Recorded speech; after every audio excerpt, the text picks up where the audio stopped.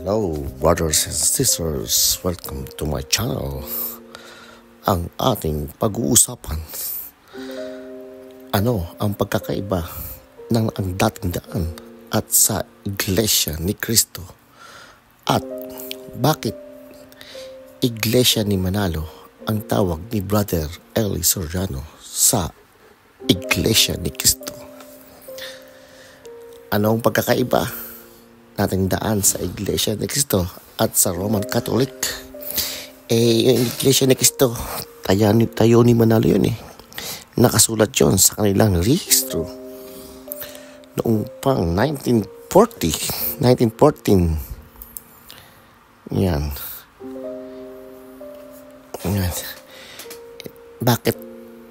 Bakit daw sila Iglesia ni Cristo formally?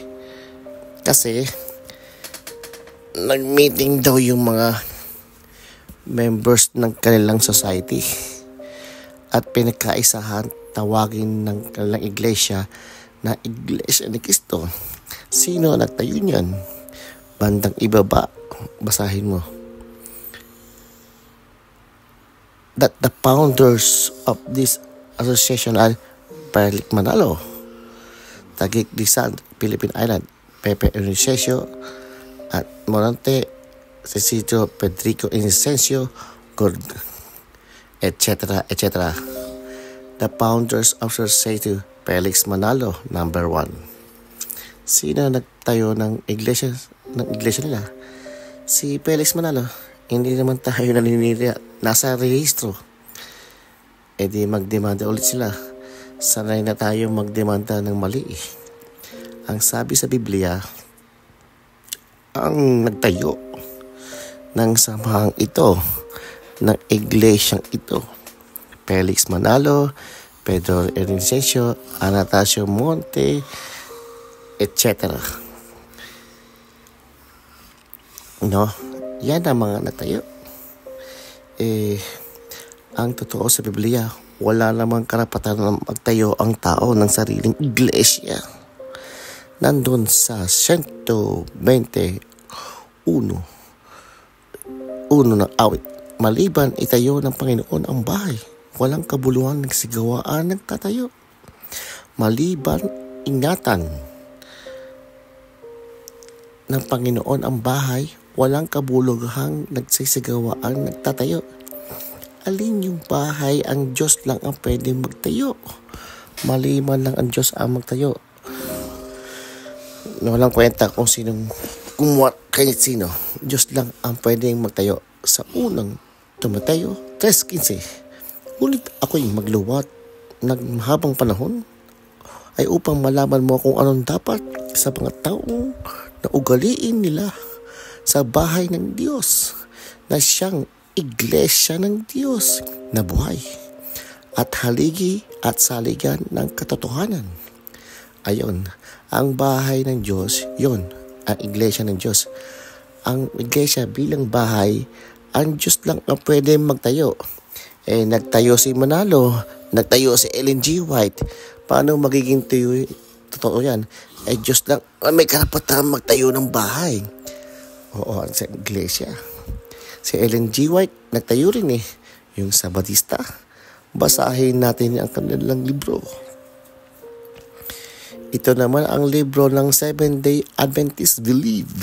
The title, The Biblical of Prophecy, was active in ministry of Ellen G. White, one of the founders of the Seventh Adventist Church.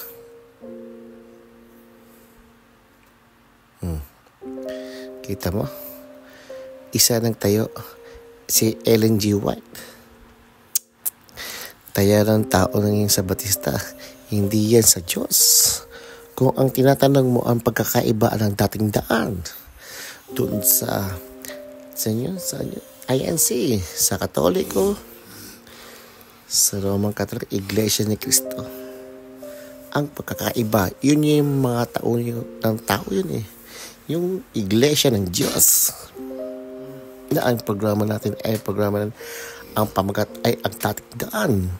Iglesia ng Diyos ang tayo, ang Diyos ang may tayo yan. Takasulat sa Biblia. Yun ang pinangangaral ko. At hindi ko tinayo yun. Nakasulat yan sa aming rehistro na ang aming sinasampalatayan, nakasulat sa aming Biblia. Yan ang pinangangaral. Ang tawag sa amin ay hindi Iglesia ng Diyos. Ang tawag sa amin, mga members, Church of the God International. Membro sa iba-ibang bansa, kaya international. Yung ibang mga iglesia, pangalan pa lang, wala na sa Biblia. Kaya, dun sa tanong mo, Ronaldo, anong pinagkaiba? Napakaraming pagkakaiba pagdating sa aral, lalo na. Sa pangalan, magkaiba na. Sa aral, lalo na. Sa Iglesia ni Manalo, tawag ni Iglesia ni Cristo.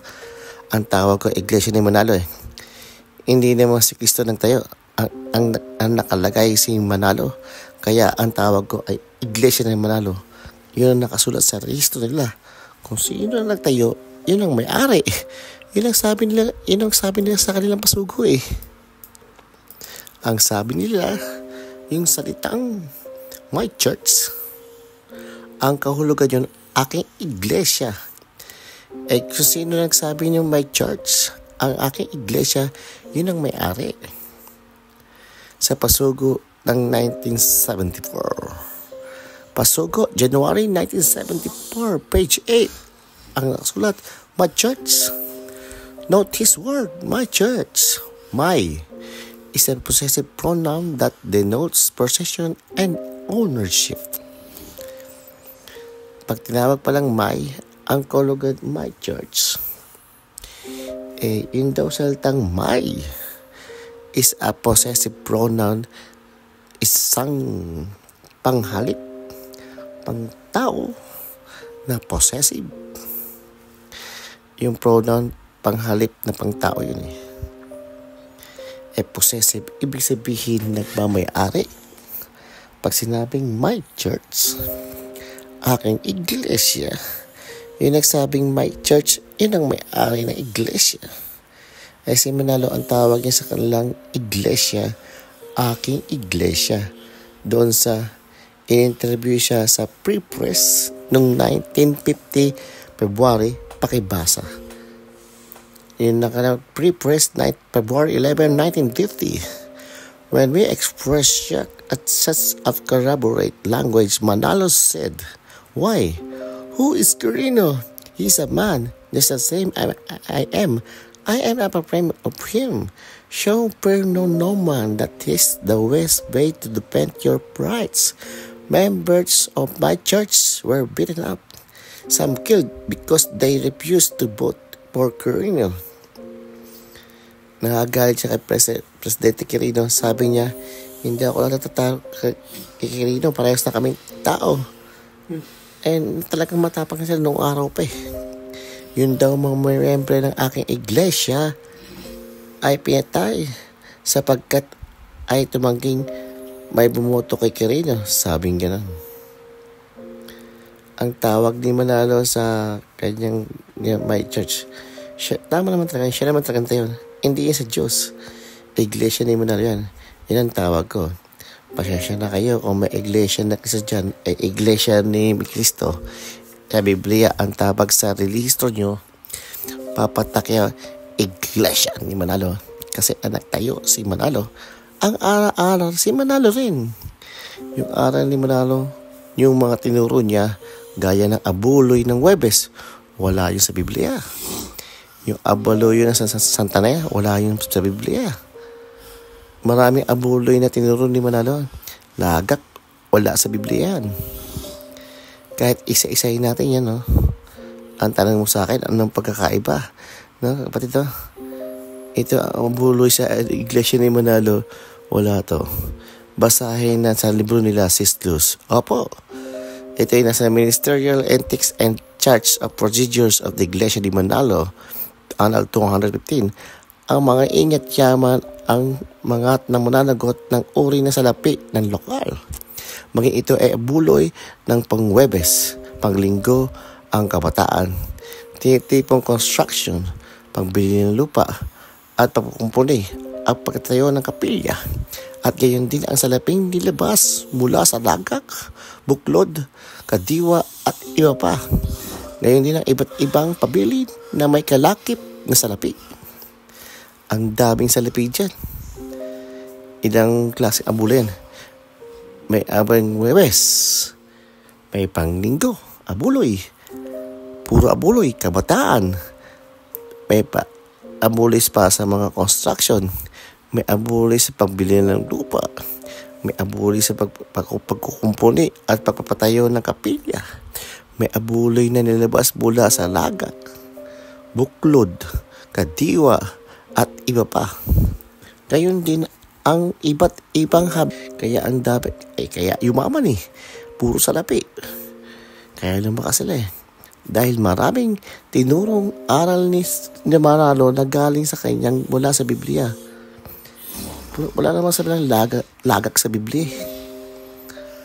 Wala iba-ibang abulay ng Huwebes. Yung sa Santa Cena, wala yan. Naghapunan ng Panginoon, may asama alagad. Wala namang binigyan ng wala namang abuloy. Mga Kristiyano ng una, nag-celebrate ng Lord's Supper, hindi naman sila nag-aabulo yan. Yan pampayaman lang ng mga pastor. Kaya ako meron akong tiwalang masasabi kahit sa harapan ng buong hukuman ng tao na iglesia ni Manalo, ayan talaga yung iglesia ni Manalo. Tayo na yung tao. Yan, ang sagot ko sa Ronaldo ay marami pa Isang mauubos ang osang-osa rin sa may idea ka, no?